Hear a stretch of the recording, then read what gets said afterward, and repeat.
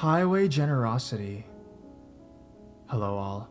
Found this subreddit, and always have been looking for an outlet to tell this story. Only a few people know about it.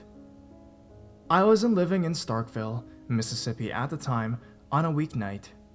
I had a business meeting on a Friday morning in the Baton Rouge I had to be at. I had just bought myself a brand new excellent heavy-duty 2013 Ford truck. I sell tools for a living, and my truck was nicely decked out. I have tool compartments all over the place. It looks like a working man's truck when you see it. This business meeting was kind of a big deal, but not a real big deal. It was just going to be meeting a certain client and closing on a distributing deal. So needless to say, I was celebrating the night before. I decided I would be out all night, then come back to my place, catch a nap, shower up, and head to Baton Rouge, a 4-hour drive for me usually. So the night had ended in the college town of Starkville. Everything closes here at 12 a.m. on the weeknights. I get back to my place, immediately fall out on my couch, set a 2-hour alarm, and get my 2-hour nap. I wake up, go about my business, and get ready. I always have a checklist for drives longer than an hour due to previous crisis experiences that have come with my job. One of them being my Glock 22. In Mississippi, a gun can be carried in your vehicle at all times, as your vehicle is considered like your house and property. Anyways, list is checked, all good to go. I get my coffee before I leave town, and then it's off to the highway.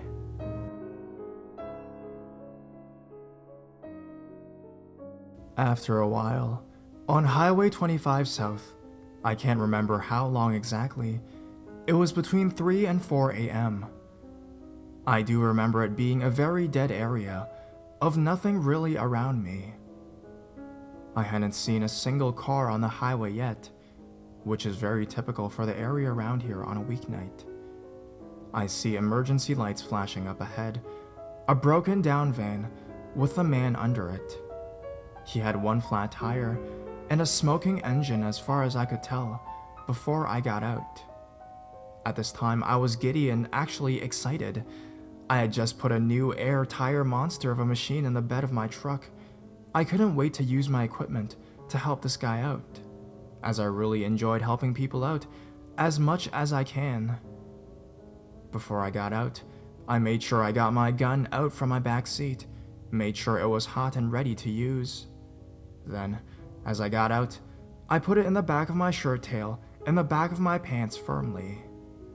I got out and got close to him, where he could hear me. I asked him the usual, "What seems to be the problem, sir?" He came out under the vehicle with a wheel brace removal and a long pipe. I thought this was kind of odd, so I distanced myself a bit as he came out from under. He was Mexican, and his English was very poor. He said, broke, and then pointed underneath the vehicle as for me to get under and take a look. I shook my head no, and then raised my hand and told him while pointing out. I was going to go around the vehicle and inspect it, just in case for any other damage I haven't seen. I was about to tell him that his problem didn't seem like it was under the vehicle, but I was trying to get this done in a sense of urgency type pace. The man just kind of nodded after I explained what I was about to do. The whole time I was looking down at the vehicle, not looking in it. I was looking for any more signs of damage. When I got to the front hood of the car, the lights went very bright. Someone else was in the vehicle. I was initially kind of blinded and kind of yelled out, "Hey, what are you doing, man?" But I saw the guy that nodded was still at the end of the vehicle, yelling at others in the distance. After I backed away a few yards, I could see about 10 people coming after me from off the side of the highway. They all had weapons of sorts. I remember seeing a few bats and chains. The person that turned on the lights had gotten out, and the guy gave him the pipe. I felt my heart drop for a moment. It felt scary and surreal. Then the instant panic and fear I felt turned to rage and adrenaline. As that switch that gets turned on, a few of you might know when you're about to die and you don't want to. The time I felt all this seemed like forever, but this was only a brief 30 or 40 seconds. I then reached for my Glock behind me and fired 2 warning shots in the air. All of them immediately started running away to where they came from. The 2 people that were closest to me were hightailing out of there as well. As I moved to my truck slowly and firmly, both hands on the gun in a defensive position, I got to my truck and got out of there so fast you thought I was a raptor. I was shaking afterwards for a few minutes and learned my lesson. Never help anyone on the highway after dark unless you know them, or bad weather has passed through, or is passing through.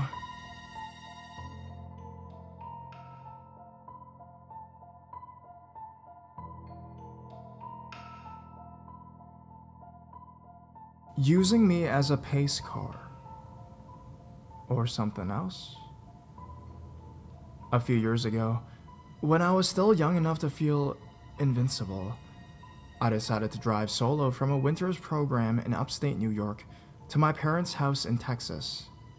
My father and I are seasoned road trippers, and while I'd never driven a distance like that alone, I had a safe and reliable car, plenty of cash, and an AAA membership, so I figured nothing could go wrong, especially if I stayed on the main roads. On the second day of the trip, I left my friend's apartment in Arlington bright and early on a Sunday, hoping to get the bulk of the driving done in the daylight. After about 2 or 3 hours, I was in a remote part of the state, passing the very few other cars on the road at about 10 miles over the speed limit. Somewhere along the line, I realized that a burgundy 90s looking coupe, I want to say it was a Pontiac Grand Prix, but I could be misremembering, had been holding steady behind me for about 20 minutes. I figured the driver had just been using me as a pace car since I'd been going a little faster than I should. This continues on the same highway for about an hour and a half before I decided to pull over and get some gas in the middle of nowhere mountain town. When I exit, so does the burgundy car. It causes a pang of anxiety somewhere in my chest, but I pull into the nearest gas station as planned and filled up my car. As I'm doing this, the burgundy car rolls up and parks at the edge of the lot, but no one gets out of the car. At this point, I'm mildly freaked. I move my car to the other end of the lot, deciding to buy a bag of chips inside the convenience store and wait it out inside. I also call my mom and leave her a message, noting that I'm in X-Town, Virginia, and that I'm planning to stop for the night in Tennessee. I promise to call later that night, and try not to sound worried. 20 minutes later, I peek out the front door and yes, burgundy car is still there and no one stepped out. At this point, I feel sick.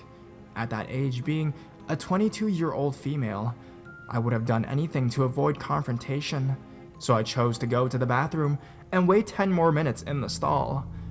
I tell myself that if the car is still there when I go out, I will call the police. When I emerge from the bathroom, the burgundy car has moved. It is now directly next to my car. I can see the man in the driver's seat. He is fat and white and balding. He's wearing sunglasses, but I'm pretty sure he's looking directly at me. Something about the way he's looking at me makes me more furious than terrified. I make a big show of pulling my cell phone out of my pocket and dialing numbers while staring at his license plate. Within 10 seconds, he backs his car out of the space and whipped it out of the lot, presumably heading for the freeway.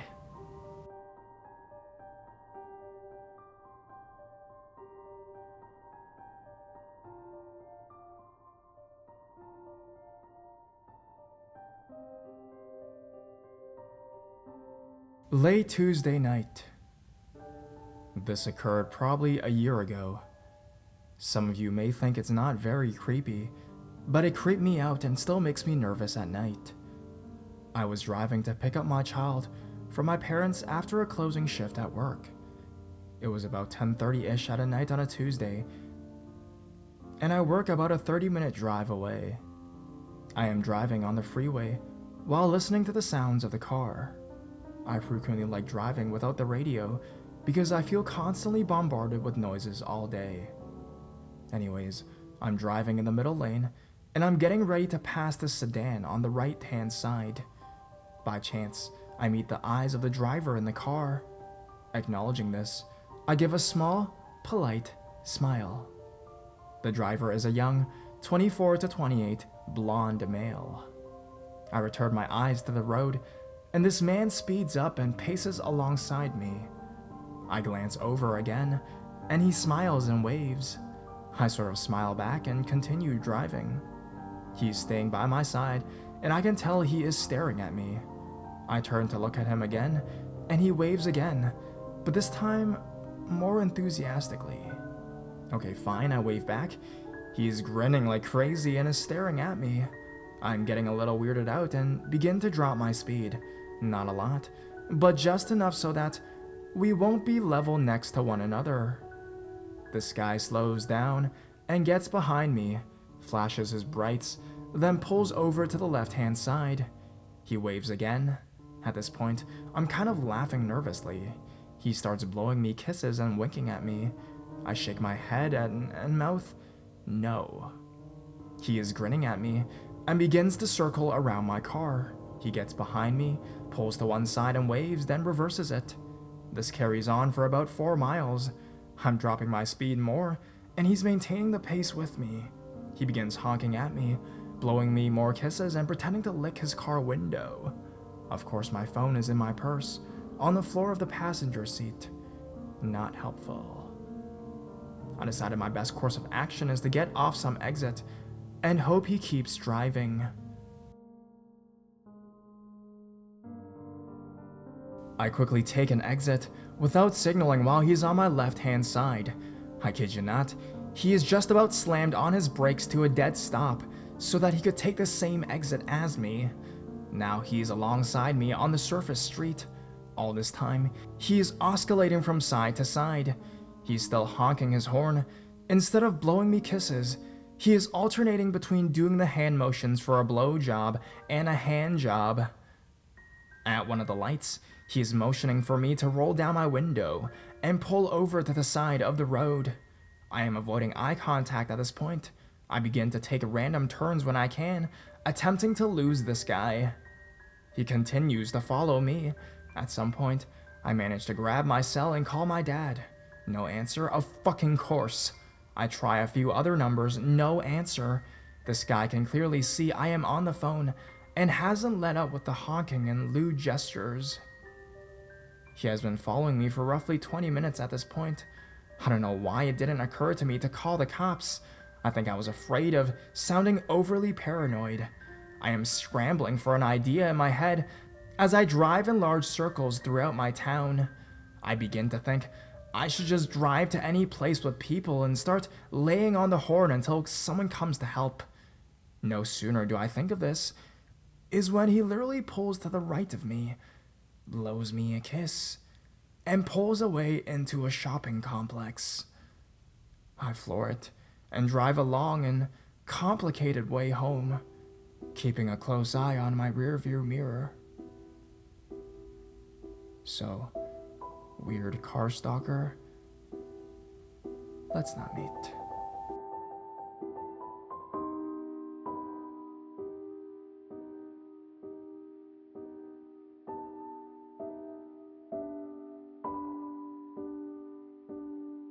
Road rage.